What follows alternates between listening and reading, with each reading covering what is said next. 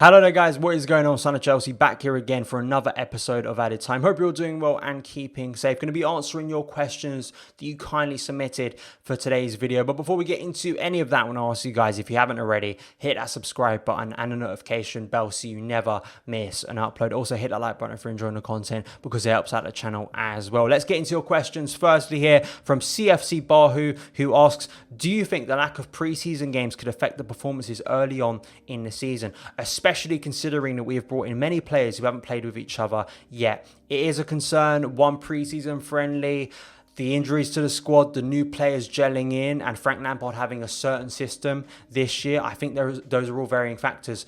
I'm conflicted on this season because I think, in conflict to your question, I think the start of the season, at least the opening months of the season, fitness-wise and sharpness for players, I actually think could be better than previous seasons because of the congested nature of things and the fact that players haven't had that big a break between 1920 and the new season. My worry long-term is fatigue with players. Once we get to February, March, April time, the amount of games players have played by then, and it's about squad rotation, it's about squad management, which is a big concern, and it's a big thing for management nowadays. And I think more than ever this season, I think Chelsea could benefit off of having a bigger squad, but it's just about that chemistry as well that Lampard struggled with at times last season in the first team.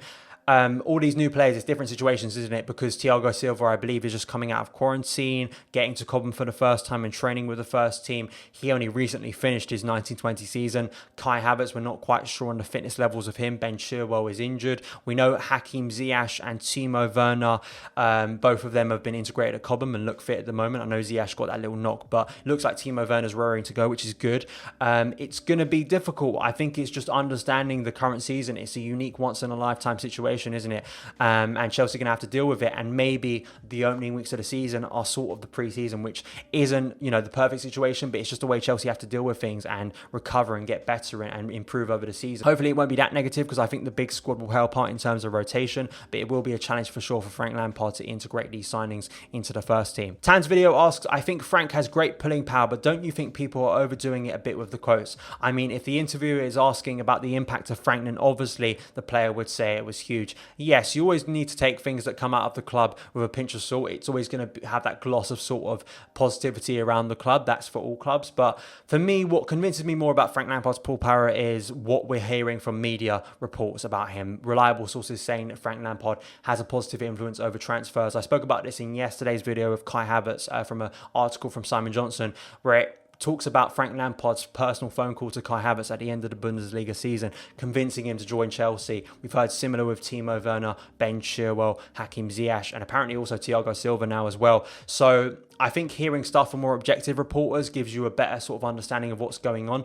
But I think it is a big thing for Chelsea. It really is. And I, of course, need to have that balance. I think it's just a big thing in comparison to previous managers we've had recently having a real involvement in transfers. I think that's a positive thing for me. Lenny asks, what do you think about Mason Mount not being happy we signed Kai? So I wanted to talk about this. So thank you for asking this question. So if you didn't know, yesterday it blew up on social media. Christian Falk, a journalist for Bild, who was massively behind the Timo Werner and Kai Havertz deals, reporting on that, claimed that because Chelsea had signed Kai Havertz now, Mason Mount was unhappy. Instantly this got rubbished. Mostly the most reliable source of rubbish this was Mason Mount's dad Tony, who tweeted a bunch of laughing emojis saying it was rubbish. Matt Law rubbished this, Alex Goldberg, who I know has some decent contacts, rubbished this, Jacob Steinberg, Nazar Kinsella, everyone who wanted to rubbish this story, basically saying and stating pretty clearly and emphatically that Mason Mount is very happy at Chelsea. He understands the competition at Chelsea. He understands the pressure at Chelsea. This guy has an amazing mentality. Look at the amount of games he played in 1920. I don't even have to look at inside sources and personally knowing Mason Mount. The way he recovered, his mentality to deal with the struggles and criticism at times last year, the fatigue to come back from that, I think was incredible. These young players know what it's like to be at Chelsea. They know Chelsea is a top club. They know that Chelsea are going to invest. And I think there's an excitement, as has been proven by reports yesterday, an excitement within the squad by the likes of Mason Mount to level up next season, to test themselves again. Frank Lampard was the perfect example of this and inspiration for players like Mason Mount. Frank Lampard had to deal with incoming investment when Robin took over the club in 2003, and he kept on upgrading his game over and over and getting better because he knew the challenge was always going to be there. Tammy Abraham has said similar recently. recently. So I think questioning Mason Mount's mentality, I think, is a mistake, and I'm glad that it's been proven wrong as we go into the new season. Mason Mount, for me, is essential to Frank Lampard. So that's pretty much the end of the conversation. I think Mason Mount is still going to have a brilliant year for Chelsea. Stephen Smith asked, should Lampard consider playing some games with three at the back this season in games like we saw last season? I think at times he will. I wonder in games like against Tottenham this year, because it worked so well last year against them, will he bring out the three at the back? I think the concern for me is I don't think it can be a main formation. Unless Frank Lampard really perfects it this year, I just can't see it being that mainstay formation, because think about it, last year, it was a great surprise formation in games against like Wolves, against Tottenham, against Man United in the FA Cup semi-final. But when Frank tried it in consecutive games, it didn't work. Literally, almost all the games after a win with 3-4-3, we lost pretty much. And that's the concern. I think that's the concern for me. It's not a consistent formation that I think works very well. I think it's a pragmatic formation for Frank Lampard to bring out if he feels concerned with the opposition we're playing, or we've had difficulties in certain areas, especially defence.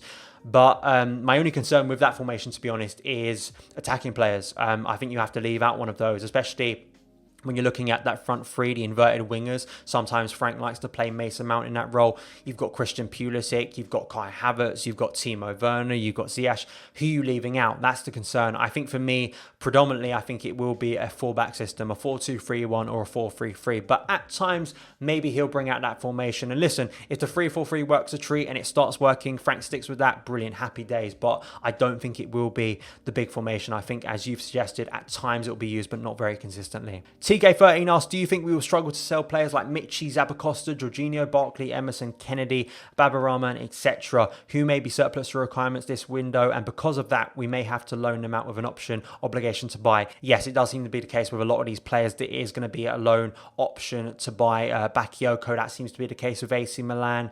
Other players as well, I've heard Kennedy is probably going to go out on loan, maybe with an option to buy. I think those players, those surplus to requirement players that just haven't been involved with Chelsea recently, yes, I think all of those will be leaving. Michy, I think, is a difficult thing. I've spoken about this before. I think it's the fee that Chelsea maybe are trying to command for Michy. It's just unrealistic. And in the current market with teams not wanting to spend a lot of money, it's even more challenging.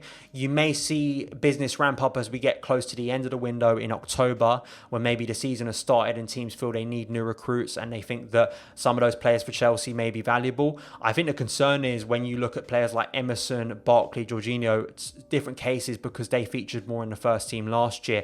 Jorginho, you don't want to be letting him go for anything less than 50 to 60 million. I think Barkley, he shouldn't be going for anything less than 20 to 25 million for me, even upwards of 30 million, which may seem ridiculous, but I think that based on Barkley's form, I just think based on the current market, Chelsea will feel they can make a pretty good profit from Ross Barkley. Emerson, with, of course, Inter now buying, I believe, Kolarov, that seems to be a difficulty for Emerson. Where's he going to go now? I still think he'll probably leave, back to Italy as a good destination, because he ain't going to get any football now with Ben Chilwell coming in, and Marcus Alonso looks like he will stay. It's difficulty and it's Marina's job, but she's done it brilliantly in recent years, getting decent fees for Chelsea players. But this may be her biggest challenge yet, considering the unique circumstances of a challenging market at the moment with COVID. Fifi asked, which Chelsea player do you see being a strong contender for the PFA Young Player of the Year next season? Reece James, Mason Mount, Havertz, Pulisic and HUDSON-ODOI. All good shouts. I think all of those players you mentioned will have a lot of chances to play a lot of football this year. I actually think HUDSON-ODOI will get more football than I think people will expect because of the amount of games. I feel I'm going to be releasing my big prediction video for Chelsea this season, and I talk about player of the season and young player of the season. I probably go towards Christian Pulisic because I think Pulisic's going to have a major season for Chelsea. Just behind that, I think you can't rule out Reece James and Mason Mount. With Kai Havertz, it's hard to know how quickly he'll adapt and settle in the Premier League. It could be like an Eden Hazard situation. I mean, Hazard's first year at Chelsea at a similar age wasn't exhilarating, but he did have a decent first year. So I expect similar for Kai Havertz, to be honest, but he could do the opposite and turn out to be a world beater straight away. But that may be difficult considering he's only just joined the club, settling in and all of that stuff. So yeah, I'd say Christian Pulisic top of the list for PFA Young Player of the Year in my opinion. Mark Stevens asked, what do you think Roman expects from Lampard this season? I think he expects us to close the gap between Liverpool and Man City. trying to guess what's in Roman's mind is, I think, an impossible game. I mean, people were claiming that Roman wasn't invested in Chelsea. He's pretty invested now. He's spending a lot of money now, and it's a massive summer for Chelsea Football Club. I think he wants that gap to be closed, probably a piece of silverware as well. He wants Chelsea to win above all else. But I do think there's at least a plan, and what it seems from people who are linked to the club in the media saying that Chelsea want a 3-year project on the Lampards. So maybe not this year will be the expectation. You've got to go and win the league this year, but you have to put up some sort of fight, which I think what Chelsea fans want as well. Closing the gap is the main objective of this year for sure with the players we have. Jonathan Mann, who's got his own YouTube channel, Manhandled CFC, please go and support that channel. Good channel. How important is Kante to Frank Lampard's style of play next season? I think he's majorly important. I think the big question and debate point for me, I don't know if you guys will think about this as well, is whether it's a 4-3-3 or a 4-2-3-1, because I think it could be early on, as we saw in that friendly against Brighton, where Cover and Kante are sort of that pivot in the centre of midfield. I think the big concern for me is covering ground and not being done on transition. I think that's the concern for Frank Lampard, and I think you have that concern with both a 4-2-3-1 and a 4-3-3, because if Kante can do a lot of great work, but if he's isolated against some teams, I think they'll still get past. I think it's also about Frank Lampard's defensive structure too, but I think he's majorly important. He had an amazing week for France in the internationals, and he looks really fresh and sharp for the new season. And I think if he has a full season of fitness, if he gets back to his best form, he's a world-class talent. He can transform Chelsea. He really can, and it goes a long way to improving the first team. So I think Kante will be a massive, massive player in Frank Lampard's starting 11 this year. But that is it for this edition of Added Time. Thank you guys so much for taking the time to watch it. If you did enjoy it, hit that subscribe button and the notification bell so you never miss an upload. Follow me on Twitter @SonOfChelsea. Have a great day, and I'll see you again.